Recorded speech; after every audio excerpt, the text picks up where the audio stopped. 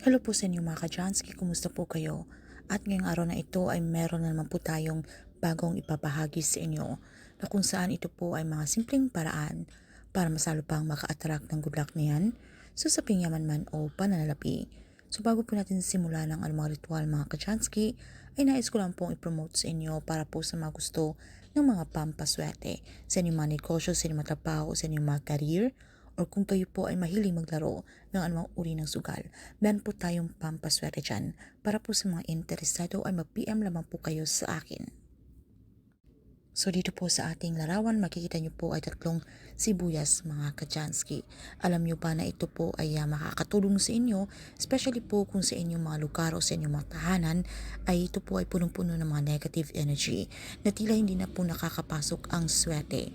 Na kahit ano po ang gawin ninyong pagsusumikap ay tila puro kamalasan na lang po ang kumakapit, okay, sa inyong mga tahanan or kung ano man po ang inyong gustong gawin ay hindi po kayo nakakapag-isip ng tama dahil kayo po ay nauunahan naman ng mga negatibo, okay? So, gawin nyo lamang po itong tatlong sibuyas na ito at kinakailangan na malakas po ang inyong paniniwala mga ka-Chansky para ito po ay mag-work sa inyo, okay? Para hindi po masayang ang inyong oras. Para lamang po ito sa mga taong malakas po ang paniniwala rito. So, ang gawin nyo lamang mga ka-Chansky, pwede nyo po itong ilagay sa isang maliit na platito. Pwede nyo po itong pudpuran, okay, ng maliit na kahit konti lamang po ng asin para po ito po ay masalo pang makakatulong ng mga negative energy. Kasi ito pong asin ay ito po ay mapisa na kung ano man po yung mga negative energy na yan na nagiging hadlang sa inyong mga swerte. At ito pong ating sibuyas ay malakasin po ito para higupin, okay, kung ano man po yung mga kamalasan na yan. So bago po natin ito ilagay, okay, ay pwede po natin itong dasalan para masalo pang ma-activate ang energy nito.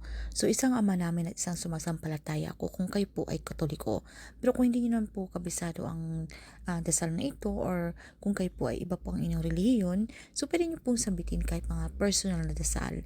Basta ang importante naman dito mga ka-Chansky, tayo po ay sincere, tayo po ay taos puso kapag tayo po ay nakikipag-communicate kay universe. And then pwede nyo pong sambitin ang inyong mga intensyon kung bakit nyo po ginagawa ang ritual na ito. So kahit ano pong kahilingan, ano po ang inyong mga wishes, ano pa man yan mga ka-Chansky, sa pera man, sa inyong mga negosyo, sa inyong mga trabaho. So ano pa man yan ay pwede nyo pong ihiling, okay? Huwag nyo pong limitahan ang inyong mga sarili, especially po kung alam nyo po na deserve nyo po ang bagay na yan. At pagkatapos sa i-claim, i-affirm nyo na po sa inyong mga sarili ang mga swerteng darating na ito. Sambitin nyo lamang po ang ating mantra, "Thank you universe, now I'm ready to receive the blessings."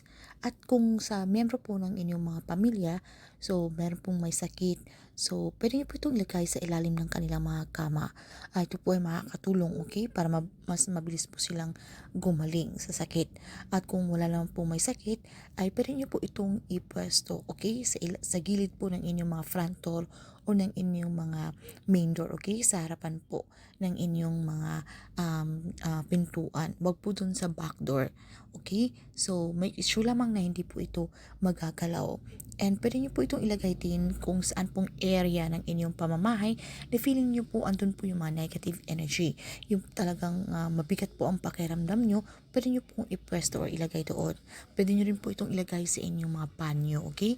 Dito pong ating mga banyo, isa rin po ito talaga na marami pong mga negative energy, okay? Pwede nyo po itong ilagay doon. So, ito po ay dapat inuulit ko, malakas po ang inyong paniniwala, okay? Para ito po ay mag-work sa inyo. Especially po kung kayo po ay talagang hindi naman po tamad, kayo po ay nagsusumikap sa buhay. So, tila kay talang kailap po ng swerte. Kung meron po kayong gustong i-manifest na meron po kayong inaantay na malaking halaga ng pera, okay, na inaantay kayo na may dumarating sa inyong bangko or sa inyong mga ATM card at hindi pa po tumarating-rating, okay, pwede po kayo mag-manifest gamit po ang simpleng ritual na ito. Pwede nyo po itong gawin sa umaga mga ka-Jansky between 6 to 8 a.m. Okay, gawin nyo lamang po ang ritual na ito. And syempre, ito po ang ating mga pampaswerte ay dapat samahan po natin ito ng aksyon, mga pagpaplanong gagawin, okay?